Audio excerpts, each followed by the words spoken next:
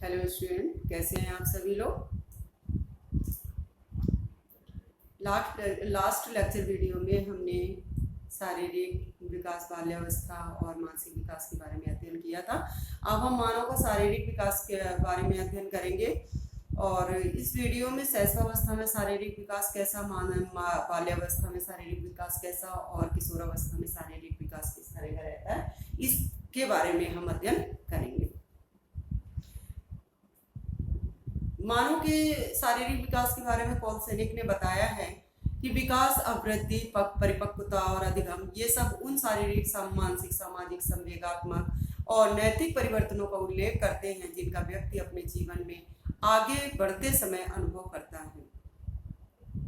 शैशवावस्था में शारीरिक विकास, शिशु का शारीरिक विकास उसकी गर्भावस्था से ही प्रारंभ हो जाता है। मेन पॉइंट इसमें कि इसमें क्वेश्चन बनता है कि शिशु का विकास कब से प्रारंभ हो जाता है, गर्भावस्था, जन्म के समय पर, जन्म के बाद से। तो हमें याद रखना है कि गर्भावस्था से ही शिशु का विकास प्रारंभ हो जाता है। पहला है जन्म से 3 वर्ष की आयु तक संचयी अवस्था है। इसमें विकास की गति तेज होती है। बहुत सारी चीजें हमने आपको शैशवावस्था के विकास में इसको बताया है, लेकिन ये प्रॉपर वे पे शारीरिक विकास के बारे में हम अध्ययन कर रहे हैं, इसलिए हर चीज को जानना कि उसकी लंबाई क्या होगी, बालक की आयु क्या होगी, उसका भार क्या होगा, बालक और बालिका की तुलना में बालक का इस उम्र में कितना भार होगा, उस उम्र में कितना भार होगा, बालिका का ज्यादा होता है। ये सारे बहुत सारे क्वेश्चन इसमें से पुट अप होते हैं और इसमें से क्वेश्चन बनते हैं, इसलिए हम इसका गहन अध्ययन करेंगे।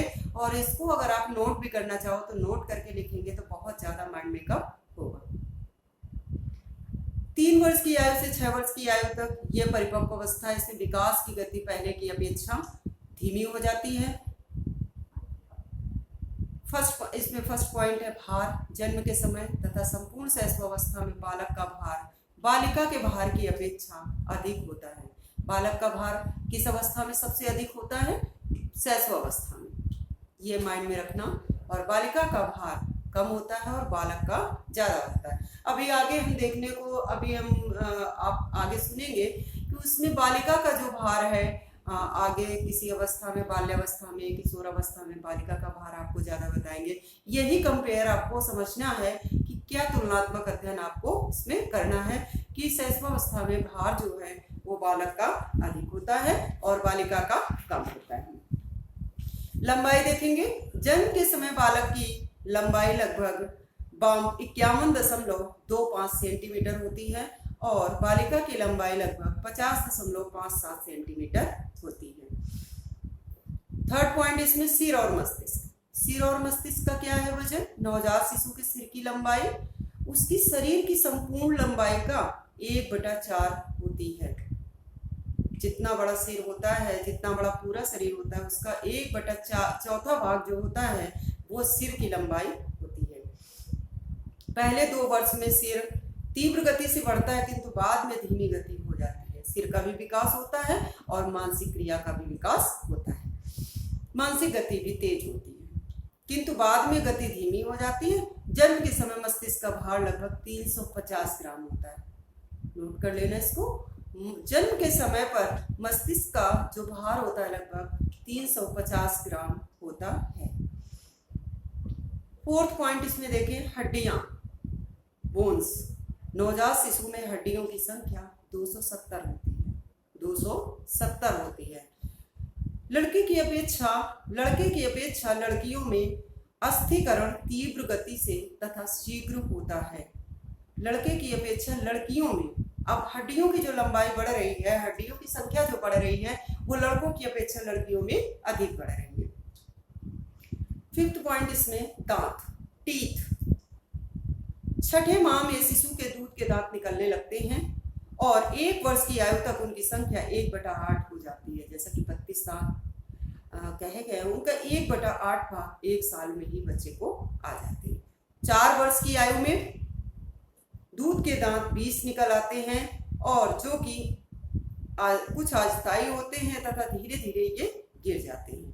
5 वर्ष में स्थायी दांत निकलने लगते हैं। ये प्रॉपर ढंग से आंकड़ा है, किसी एक शिशु का या एक बालक का उदाहरण नहीं है, ये प्रॉपर जो कॉमन वे पे होते हैं एग्जाम्पल्स, उन्हें प्रस्तुत किया गया है। ठीक है ना। जैसे एक बच्चे को लेंगे तो जैसे आप पढ़ेंगे तो आप कहेंगे नहीं मेरे तो भाई के इतनी जल्दी निकल आए थे, नहीं मेरे भाई के तो इतनी जल्दी निकले नहीं थे। तो जो कॉमन वे पे सिचुएशन होती है, जो कंडीशन घटित होती है, जो कंडीशन अप्लाई होती है, उस चीज को हम उदाहरण में लेते हैं। मांसपेशियों के बारे में हम देखेंगे। नवजात शिशु की मांसपेशियों का भार उसके जन्म के कुल भार का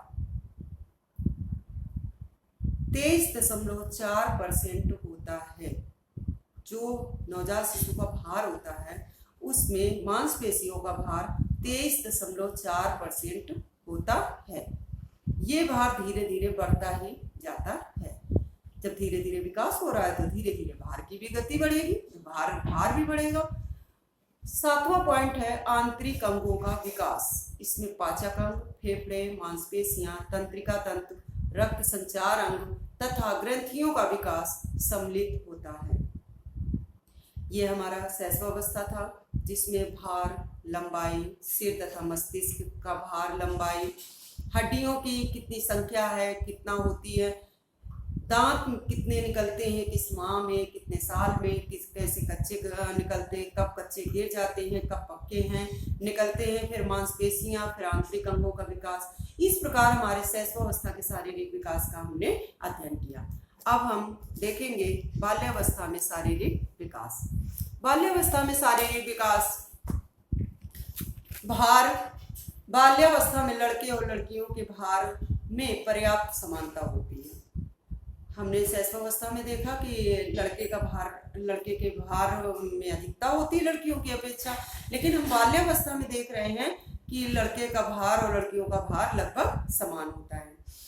12 वर्ष के अंत तक बालकों का भार जो होता है लगभग 12 से 95 पाउंड के बीच होता है। 9 या 80 वर्ष की आयु तक बालकों का भार बालिकाओं के भार से अधिक होता है। इसके बाद बालिकाओं का भार बालकों से अधिक होने लगता है। 9 से 10 वर्ष की आयु तक बालकों का भार जो होता है बालिकाओं के भार से अधिक होता है। तत्पश्चात बालिकाओं का भार यानी जो प्रारंभिक किशोरावस्था होती है उससे लेकर उत्तर किशोरावस्था तक उसका भार बढ़ना प्रारंभ हो जाता है। फिर बाल्यावस्था में हम देखेंगे लंबाई। बाल्यावस्था में शरीर की लंबाई की बढ़ने की दर काफ़ी तेज होती है। इस अवस्था में लंबाई केवल 7 से 5 या 10 सेंटीमीटर ही बढ़ती है। बालिकाओं की अपेक्षा बालकों की लंबाई लगभग 0.75 यानी 0.75 सेंटीमीटर यानी 7-5 सेंटीमीटर होती है, कम होती है बालकों की अपेक्षा। बालकों की लंबाई की अपेक्षा बालिकाओं की अपेक्षा बालकों की जो लंबाई लगभग होती है वो 0.075 होती है यानी 0.75 होती है। फिर नेक्स्ट पॉइंट है सिर तथा मस्तिष्क। सिर तथा मस्तिष्क में 10 वर्ष की आयु में सिर का आकार प्रौढ़ के सिर के आकार का 95% हो जाता है। 9 वर्ष की आयु में मस्तिष्क का भार संपूर्ण शरीर के भार का 90% होता है। इस प्रकार हम ये देख रहे हैं कि जितना भी भार का विकास है सिर का या शरीर का वो बाल्यावस्था में कंप्लीट होना शुरू हो जाता है बाल्यावस्था से। चौथा पॉइंट है हड्डियां। बाल्यावस्था में हड्डियों की संख्या 270 से बढ़कर 350 हो जाती है, 350 हो जाती है। शैशवावस्था में हड्डियों की संख्या 270 थी और बाल्यावस्था में हड्डियों की संख्या बढ़कर 350 हो गई। अब हम दांतों की संख्या के बारे में बताएंगे। 12 से 13 वर्ष की आयु तक स्थायी दांत निकल आते हैं। दांतों की संख्या 27 से 28 तक हो जाती है। बाल्यावस्था में 27 से 28 तक हो जाते हैं और ये पक्के दांत होते हैं। लड़कों की अपेक्षा लड़कियों के स्थायी दांत शीघ्र निकल आते हैं।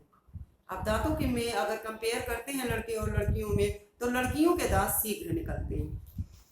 और जो भी है कंपेयर ही आपका पूछा जाएगा, सबसे ज्यादा कंपेयर पूछा जाएगा, भार कैसा, अस्थियां कैसी, मांसपेशियां कैसा। इसलिए कंपेयर आपको जो तुलनात्मक अध्ययन है ये जरूर करना है कि लड़के का भार कब ज्यादा होता है, लड़कियों का भार कब होता है ज्यादा। कब वो दांत शीघ्र निकल आते, कब हड्डियां कैसी होती, कैसे मांसपेशियां विकसित होती हैं, इन सब चीजों का आपको अध्ययन करना है। मांसपेशियों के बारे में हम देखेंगे। इस अवस्था में मांसपेशियों का विकास मंद गति से होता है। शैशवावस्था में बहुत तेजी से होता है, लेकिन बाल्यावस्था में मंद गति से होता है।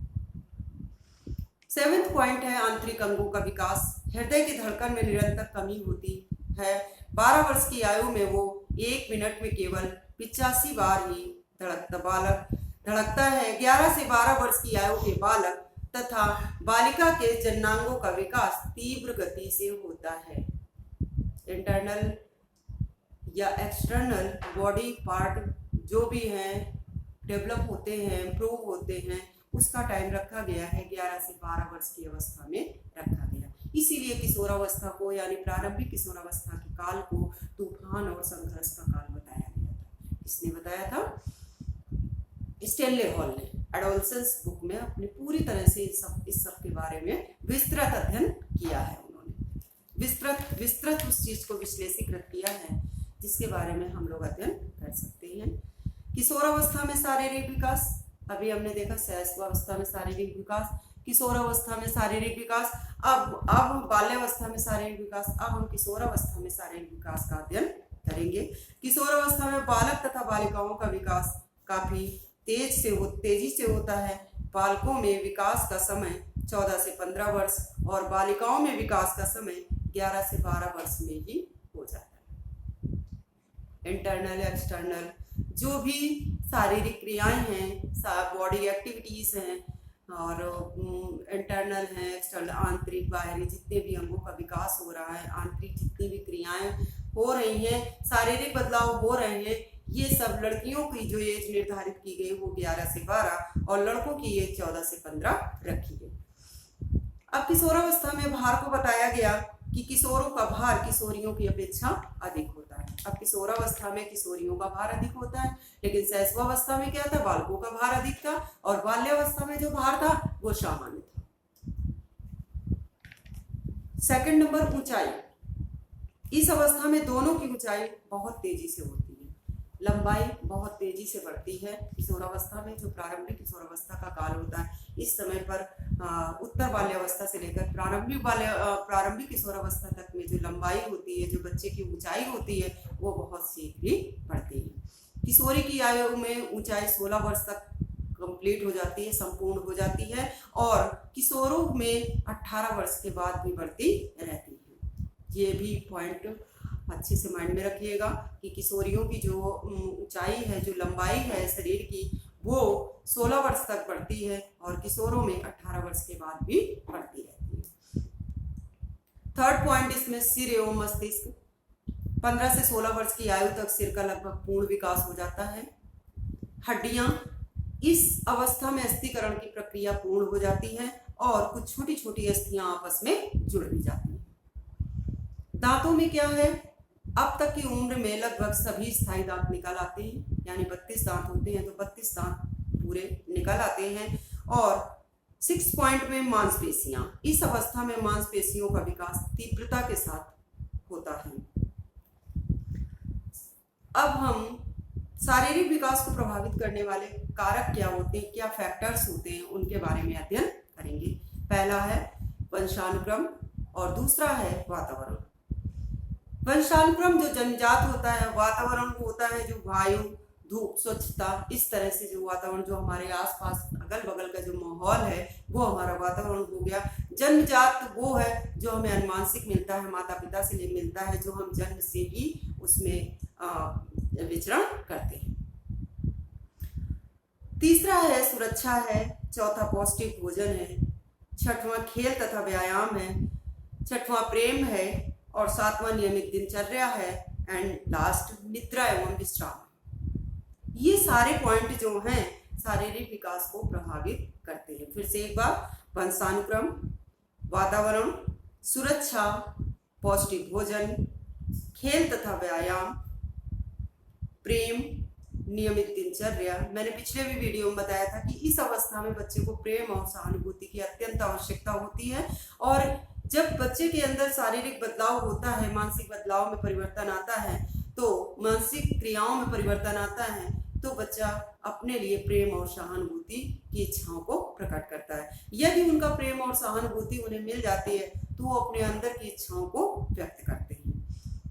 नियमित दिनचर्या, निद्रा एवं विश्राम, निद्रा भी करते हैं और विश्राम भी करना चाहते हैं। इस प्रकार हमारा मानव का शारीरिक विकास के बारे में शैशवावस्था में, बाल्यावस्था में और किशोरावस्था के बारे में अध्ययन किया। अब हम अगले वीडियो में मानव का मानसिक विकास के बारे में अध्ययन